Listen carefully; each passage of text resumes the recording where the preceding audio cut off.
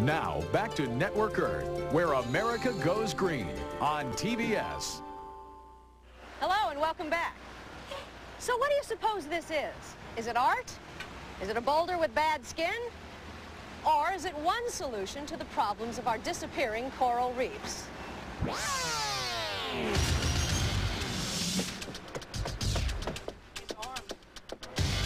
The correct answer is reef balls, an artificial reef structure, the brainchild of Todd Barber and Laura Shellhorse. So take a side off. The Atlanta couple operates the Reef Ball Development Group. Conventional wisdom says if it ain't broke, don't fix it. Todd and Laura believe the world's reef systems are breaking down, and they're on a mission to fix them.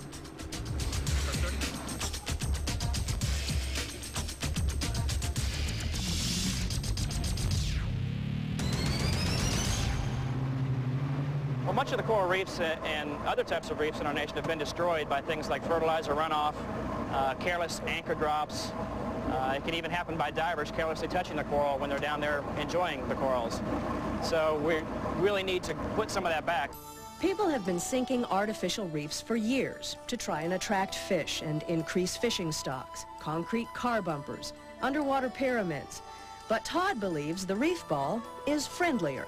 The bladder inside is designed, it actually comes out when the ball goes to the bottom, as you'll see a little bit later on. That leaves a very large hollow area that fish can go and hide when there's a storm that comes by. The holes are different sizes so that in some of the balls you have very small bait fish hanging all around it, seeking the small hole protection.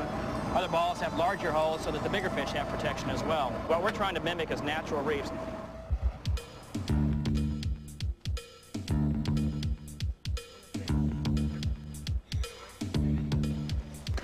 I helped deploy 2 reef balls and a smaller bay ball just off West Palm Beach, Florida, as part of Broward County's artificial reef program. Todd believes one of the reef ball's finer qualities is that they are easy to deploy. Ken Banks, manager of Broward County's Marine Resources section, agrees. Normally, when you do an artificial reef, you hire a barge at considerable expense, a tugboat. So this way, we can take our boat, we can take 3 of these things, 3 or 4 of them out, tow them out, sink them in a half a day, and just do this gradually over time. I mean, there's a lot of, particularly third world countries, that need a lot of help in restoring their environments as well, and we really want to get out there and help them with, because we've designed a system that doesn't require electricity, doesn't require forklifts or cranes. Underwater, the advantages of that system become clear.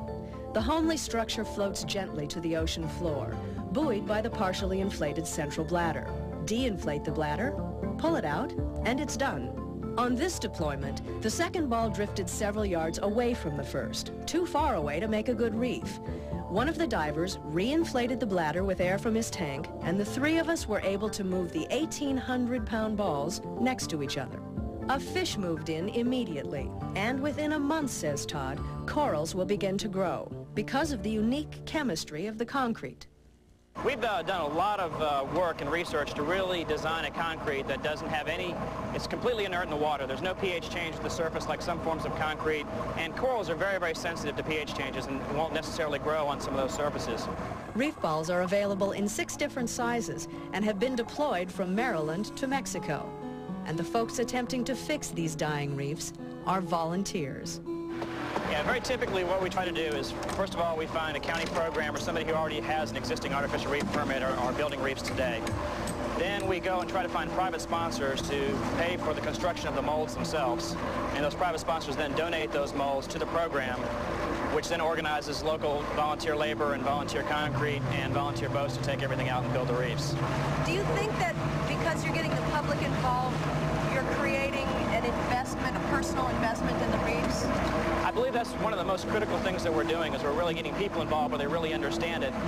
And in addition, every time that one of these people just puts one reef ball down, they're designed to last 500 years or more. So we're doing something well into the future, something for our grandkids' grandkids.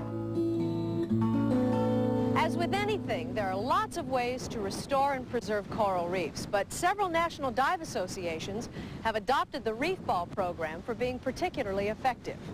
If you'd like more information about a Reef Ball program in your area, contact us here. Now stay with us. We'll be right back.